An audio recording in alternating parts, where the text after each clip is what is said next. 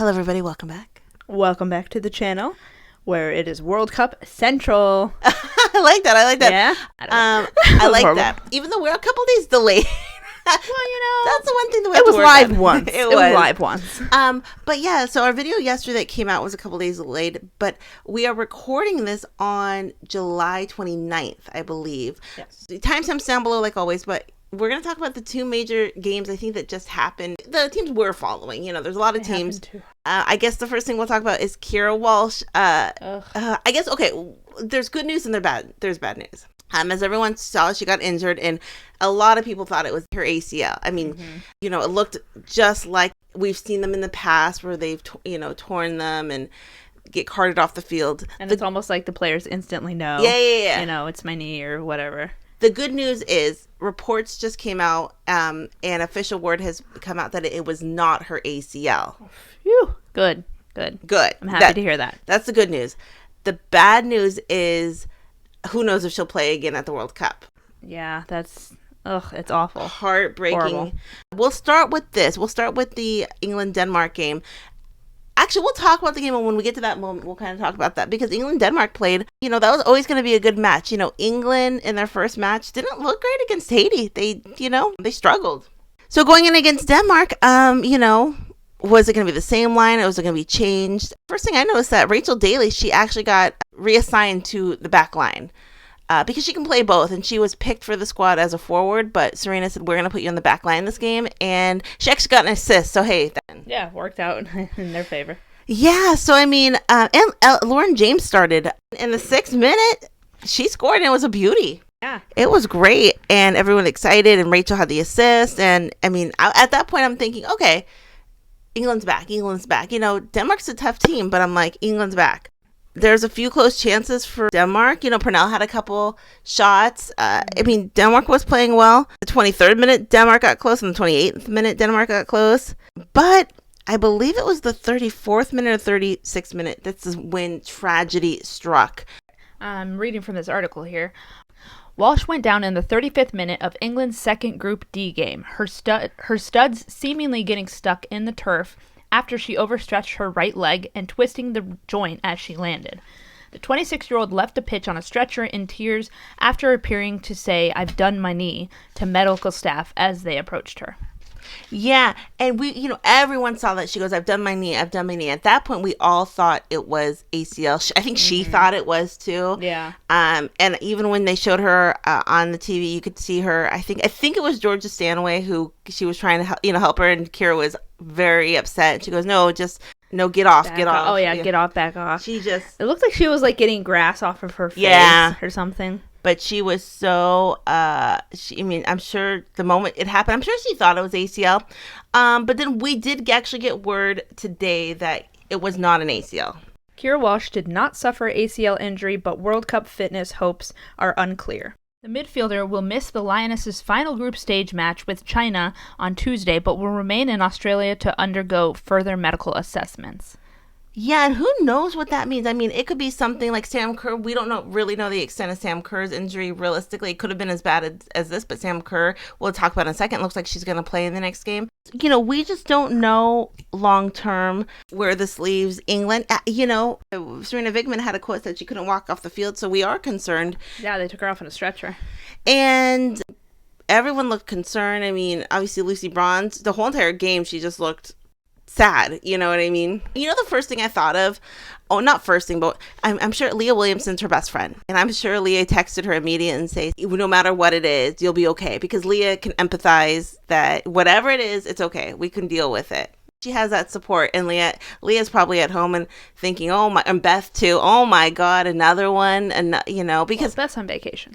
Yeah, because it wasn't a contact, it was just her spike getting stuck, the way it happened. But that was pretty much the turning of the game, and everyone's mind was Keira Walsh the whole entire game, Yeah, that's tough for a team to lose such an important player, especially in such an important tournament, the World freaking Cup. We keep saying that, like, literally, if someone would argue Keira Walsh is the most important player on that England squad, what she does, what she creates, and for her to be injured like this, it's like, remember we talked about the Sam Kerrs being injured, the Viv Miedema's before the World Cup being injured, the Beth Meads being injured. Now, okay, who's cursed women's soccer? Exciting match. However, there was some lack of fan cheering.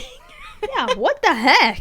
They were not a loud crowd. They were very restrained, and it might have been docile. And it was even before Kiera got hurt. So it's not because they were subdued because of Kiera. It was even before Kiera got hurt. They weren't the cheering. Yeah, I mean the commentators commented on it. Yeah, they forgot, pointed it out. Forgot how to cheer.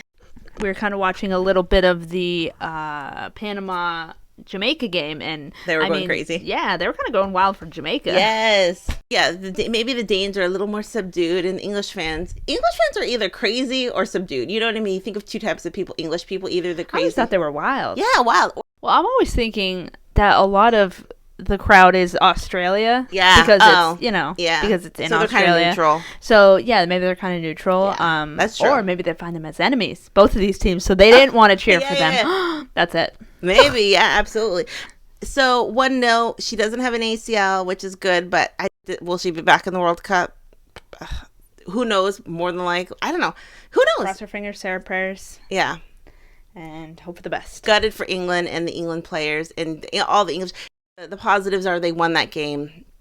And also England is very close on moving on to the round of 16. Going on to someone who might not move on to the round of 16 is Australia. I mean, what's happening to Australia, I don't think anyone could have predicted. A lot of people had Australia to win.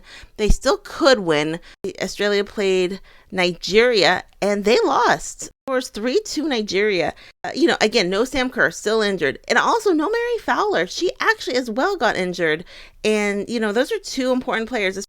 I guess I'll start with this. It looks like she's going to play in the next game. Women's World Cup 2023. Sam Kerr definitely going to be available for Australia's crunch clash with Canada. Yes, and I saw the interview, and it was like a media interview, and a bunch of people asking her questions, and they said, "You're going to play?" She goes, "Yes." They go, "How long are you going to play?" And she goes, "I don't want to say because I don't want to give away to the opponent what to expect or what not to expect, And I think that's another way of saying, I don't even know, maybe. Because remember when Viv got COVID at the Euros, she played 120 minutes the moment after she got COVID, and she even said in an interview recently that wasn't safe. Yeah, that was a bit much. So we will see how she plays. But Nigeria beat Australia. I mean, we're not really going to talk much about the game, but it was a crazy game. The first two goals happened. Australia struck first, and I believe the 45th minute plus 4, they struck and they scored it, and it was looking good. I was like, okay, this is the goal Australia needs. Or a minute or two later, Nigeria equalized. Within a minute. Oh, it's wild. Any momentum you had, it was gone. Nigeria scored in the 64th minute. And then in the 71st minute, which was an amazing goal. The way it just kind of slid in there from a crazy angle. Yeah. It was crazy. Then Australia in the 79th minute almost scored. Caitlin Ford almost scored. Then, I don't know if this is controversial, but I've seen a couple people talk about this.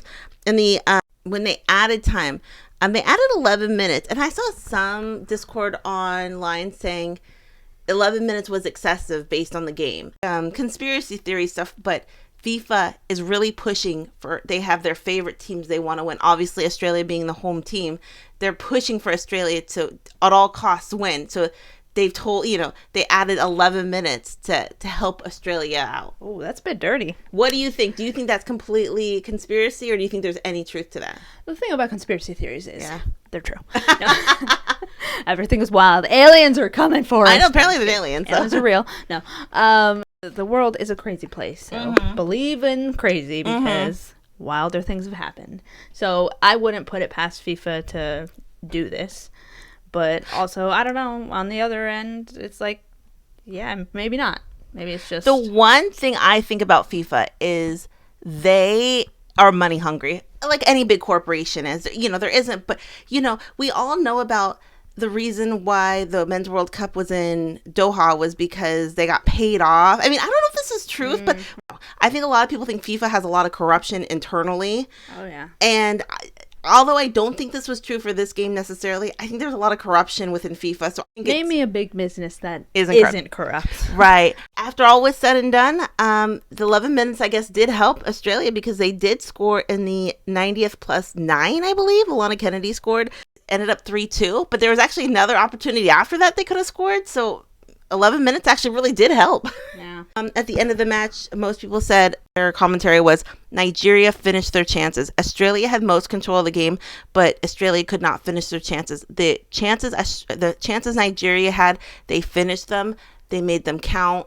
And that's what you have to do to win a game. It doesn't matter if you have 75% of the possession. If you're not finishing your chances, you're not going to win. Exactly. But Nigeria did. All the opportunities they got, they finished them, and they won. Okay, now the question is, can Australia advance? I'm still kind of not sure exactly how that goes, but I'm going to read from the website how Australia advances.